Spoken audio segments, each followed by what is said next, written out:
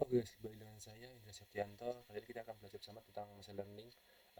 Dan tema kali ini adalah kita mengetahui penjualan barang dan stok tetap tersedia agar pelanggan tidak kecewa karena kehabisan barang. Untuk menjaga stok ini sangatlah penting. Terlalu sedikit atau terlalu banyak terlalu sedikit bisa menyebabkan kekurangan, sedangkan terlalu banyak bisa menambah biaya penyimpanan. Dalam proyek ini kita akan belajar menggunakan machine learning untuk memprediksi kebutuhan stok berbagai produk di beberapa toko dengan cara yang lebih sederhana dan efisien. Oke, tanpa berlama-lama langsung saja kita mulai. Pertama kita import terlebih dahulu data library-nya seperti NumPy, Pandas, Matplotlib, Seedbird, Scikit, Scikit-Boost, Scikler, Linear Model, Scikit Ensemble, dan Scikit Metric.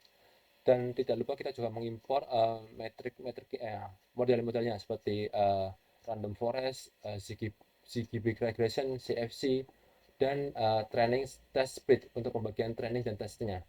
Dan tidak lupa juga kita menambahkan label encoder untuk mengubah dari kalimat menjadi angka dan matrix dan menyentuh absolute error untuk mengetahui apakah datanya ada error. Oke, setelah kalian mengimpor library-nya atau uh, uh, teksnya, kalian membuka datasetnya. Di sini saya sudah memiliki datasetnya, ada 4 kolom, yaitu tanggal, store, item, dan sales. Di sini ada memiliki beberapa store, di sini ada itemnya, dan ini ada penjualannya. Dalam sehari itu ada beberapa penjualannya. Terus kalian buka di Excel-nya seperti biasa, kalian import, upload, terus kalian copy path-nya di sini. Nanti datasetnya saya bagikan di bagian deskripsi, terus kalian running dan dengan df to head untuk mengetahui 5 data teratas. Oke, setelah itu kalian df shape untuk mengetahui berapa jumlah datasetnya dari baris dan kolomnya. Di sini ada 17.173 dan 4 kolom. Terus kalian tambahkan df info untuk mengetahui tipe dari masing-masing kolomnya. Di sini kolom satu itu tuh date itu object, store itu floating, item itu floating, size itu floating. Terus descript untuk mengetahui penyebaran datanya dari kolom tersebut. Terus kalian tambahkan lagi drop minus 1, berarti kita mengedrop salah satunya datanya dengan memecah data date menjadi beberapa data. Semisal dari tahun ini 2013 kita pecah jadi year 2013, satu itu satu, bulan satu, dan day satu. By bulan dan month. Year itu satu, ini year-nya satu, kolom satu yang baru, dan bulan itu kolom kedua yang baru dengan tipe data integer. Terus yang ketiga day part 2 dengan tipe data integer. Ini adalah pecahan dari masing-masing tanggal dari sini. Oke, setelah kalian pecahkan datanya, kalian importnya from data time from that import holiday. Def is holiday, x holiday list. Return is if x holiday list else os. Next year, df year, min, max year, df year, max. Gain holiday, rest to year. India holiday, holiday country, holiday. Di sini kita mengetahui berapa penjualan dari masing-masing bulan. Terus kita bikin juga kolom baru yaitu M1 dan M2. M1 itu untuk main, sin, cost. Seperti biasa kalian pelajari waktu belajar matematika, sin, cost, mon dikali 2 NPAT sama dengan 12. Terus M2 NP cost DF mon 2 NP dibagi 12. Ini adalah hasilnya. M1 itu 0,5, M2 itu 0,8. Kalau satu tuh M1 itu semester pertama, M2 itu semester kedua ya. Terus kalian tambahkan kode lagi from date import date time, with that year month data date to year month data, return day with day, df weekday, df apply lambda, x to weekday, x year to 1, x month to 1, y day x 1, df Setelah itu kalian bisa mengetahui keterangannya. Ini tuh weekday 1, ini weekday 2, dan ini weekday 3. Eh, ini untuk mengetahui ini hari Senin, ini hari Selasa, ini hari Rabu, ini hari ke Kamis, ini hari ke Jumat. Keterangan weekday-nya. Terus kalian tambahkan lagi kodenya df drop dead to x11 imply true. Terus kalian tambahkan lagi kodenya df store unique df item unique 10 to YouTube 10 terus 10.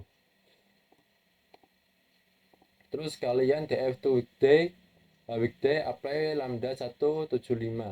Berarti kalau lebih dari 5 itu biasanya weekday atau holiday.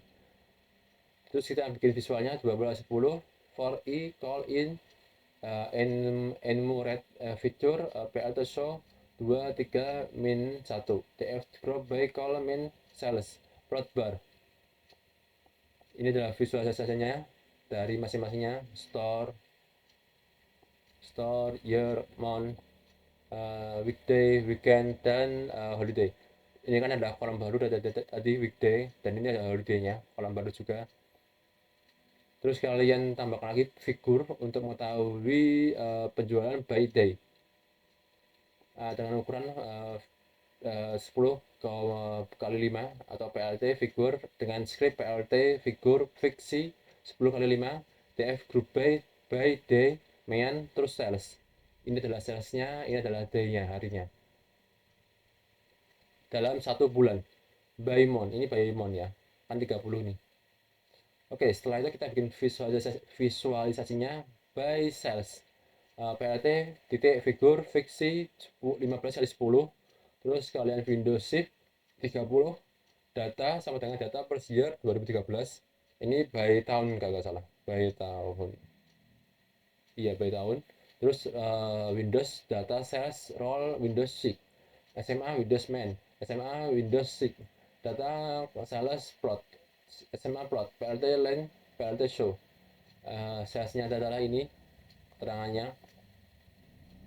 Kalau kuning kita, kalau nggak salah tuh holiday. Kalau yang biru itu weekday. Weekday.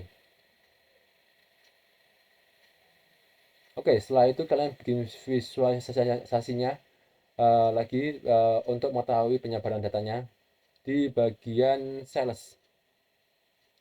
Di sini adalah ukurannya 12 kali 5 dengan script PLT dot subplot fiksi sama dengan 12 kali 5 PLT subplot 121 PLT di subplot DF to sales PLT subplot 1,22 B subplot DF sales PLT show. Ini adalah hasilnya, ini adalah penyebarannya. Ini sebenarnya datanya outlier, tapi karena ini adalah sales itu kita biarkan saja penjualannya. Outlier itu datanya terlalu bias sebenarnya. Misal 1000, 2000, 3000, terus ada data satu yang 1 juta, itu namanya outlier. Terus kita biar lagi visualisasi korelasi metriknya, core. PLT figur fix 10 kali 10. Dan jika korelasi metriknya antara satu kolom itu kurang dari 0,8, itu kita tidak tunjukkan. Biasanya tuh kalau satu kolom dengan kolom lain itu saling berkorelasi atau satu, semisal store dengan store itu satu, weekend dengan weekend satu. Ini kalau 0,8 tidak ditunjukkan korelasi metriknya atau kosong. Oke, setelah kita masukkan korelasi metriknya, kita tambahkan TF sales jika salesnya lebih dari 140. Terus kita tambahkan kode lagi 18 fitur by DF drop sales year x1 target DF sales value. Terus kita tambahkan training dan testingnya. Di sini saya menggunakan 0,05, berarti 95% itu training dan 5% itu testing. X training, Y evaluate, Y training, Y evaluate, training test split, fitur target, test shift 0,5 dengan random stat 2. Terus training step shape SYZ. Ini adalah hasilnya. Trainingnya itu 16 164 dan testingnya itu 8.638 dengan kolom sama 9 dan 9. Ini adalah Y training dan non test, Y training dan Y test, X training dan Y training. Oke, setelah itu kita menormalisasikan datanya dengan menambahkan kode scalar, standar scalar, Y-train, scalar fit transform, X-train, Y-value, scalar transform, Y-value. Ini adalah hasilnya. Setelah itu kalian running juga ya seperti biasa ya. Setelah itu kita bikin modelnya. Di sini ada tiga model ya. Oh, empat model. Empat model yang saya gunakan yaitu random forest, linear regression, ZGB regression, lasso, dan Ritgey. Ada model yang kita gunakan untuk mengetahui seberapa bagus data set tersebut dan seberapa dan mana model mana yang kita gunakan untuk mesin learning kita nantinya. Oke, setelah itu kita tambahkan kode for in rex 4. 4 itu adalah ini adalah modelnya 4-nya. Terus model Y1 fit X training, Y training. Kita tadi yang kita pecah ya dari 160 sama 8000 tadi. Terus modelnya I, terus train plan model I plus X train. Print training error main Y training train bed. Val plate model I plus Y val. Plate validasi main to val. Ini adalah hasilnya kalau kalian sudah running. Linear regression tuh trainingnya tuh errornya 16 dan validasi error tuh 16 dan training errornya tuh 5 dan validasi errornya tuh 5. Lasso itu 77 dan validasi errornya tuh 16. Regre itu training errornya 16,9 dan validasi errornya tuh 16,7. Berarti kalau secara model yang bagus untuk ini yaitu ZGB Crystal, yaitu 5, trainingnya 5, errornya lebih kecil. Ini kan by training ya, by angka. Biasanya kan kalau by 0, itu kan by persen ya, 0,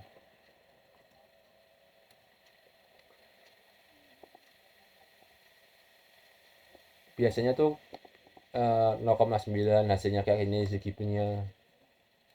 Tapi ini kan by fix lah. Errornya berarti kan secara model yang bagus itu ZGB regression untuk dataset ini untuk memprediksi stok barang kita sehingga tidak memenuhi biaya cost dalam penyimpanan dan tidak juga terlalu sedikit dalam menyediakan stok untuk pelanggan. Oke, itu saja materi singkat ini. Terima kasih sudah menonton sampai akhir.